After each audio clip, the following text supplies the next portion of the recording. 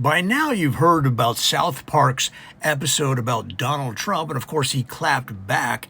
But a little investigation revealed that there are a number of cartoons and animated shows that have had commentary on the current White House. Let's go through them. Here are 10 cartoons that had something to say about the current administration. Number 1, Yogi Bear. What happened to the picnic baskets? Ranger Smith reported an unusual noise complaint this week. A bear pacing angrily in front of the TV, muttering, "He paved the entire rose garden?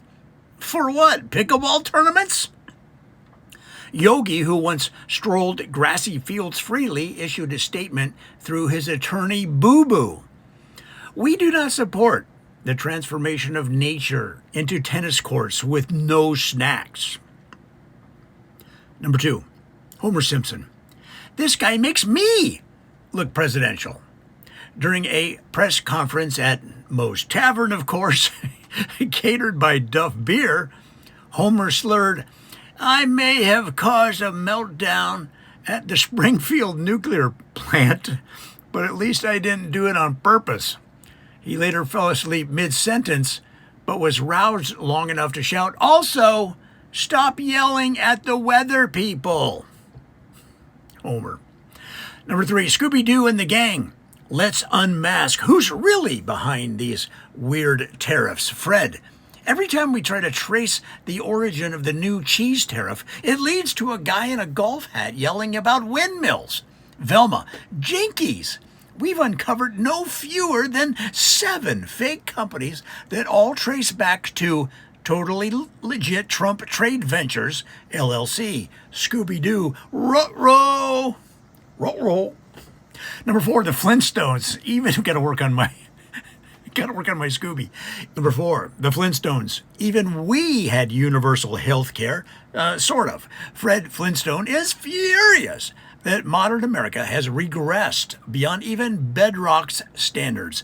Barney's arm got bit off by a dinosaur and Dr. Turtle glued it back on with amber sap.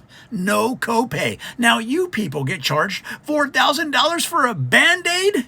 Dino barked in agreement. Woo! Number 5, Daria Morgendorfer. At least in high school, the dumb people weren't in charge. Daria returned from animated retirement to issue a withering one-sentence press release. This administration proves that if you're loud, petty, and allergic to books, you can still make it to the top. She then sighed, rolled her eyes, and went back to her basement podcast, of course. Number 6, SpongeBob SquarePants. I live in a pineapple under the sea, and even I have questions. SpongeBob was spotted nervously scrubbing his pineapple, and who hasn't done that?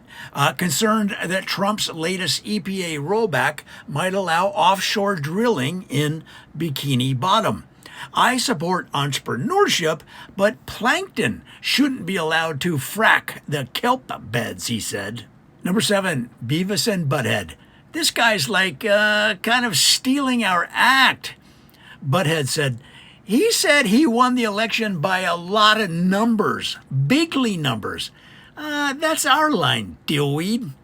Beavis said, yeah, he's doing like our whole dumb guy routine, but like without irony. Cornholio is mad. They later got distracted by a bug zapper. Of course they did. We knew that was going to happen. Number 8, Lisa Simpson. The saxophone is not safe under this regime.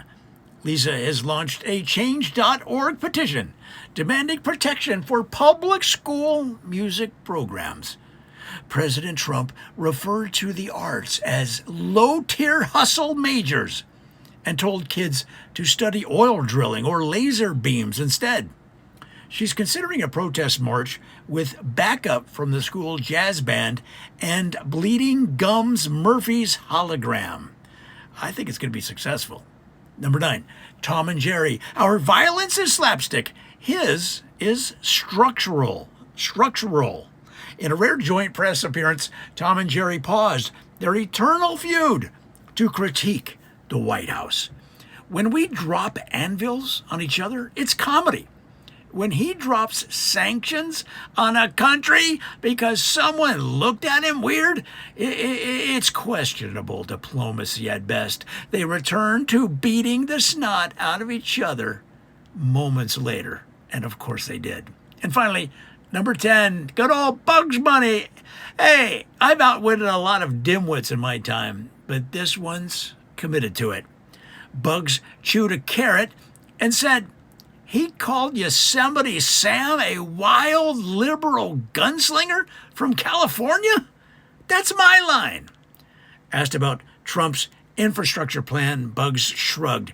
If it involves paving over national parks, I'll tunnel out. I'll always tunnel out.